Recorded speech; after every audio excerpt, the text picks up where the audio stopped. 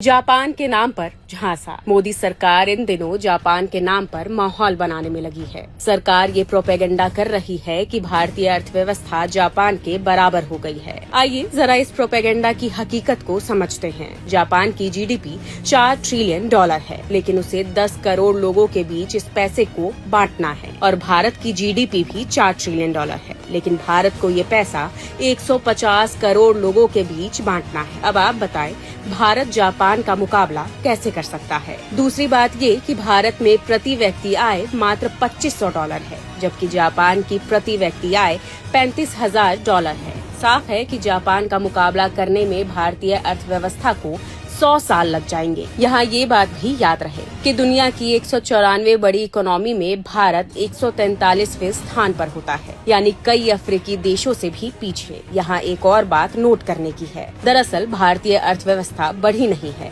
बल्कि जापान में ageing population के कारण आर्थिक ग्रोथ रुक गया है। एक और अहम बात ये है कि भारत का 4 ट्रिलियन डॉलर आम जनता के पास नहीं है। मोदी सरकार में भारत के 1% पूंजीवादी देश के 40% संसाधनों पर कब्जा जमाए बैठे हैं। भारत के 13 करोड़ लोग अत्यंत गरीबी में जी रहे हैं। देश के 20 करोड़ लोग हर रोज भूखे पेट सोने को मजबूर हैं।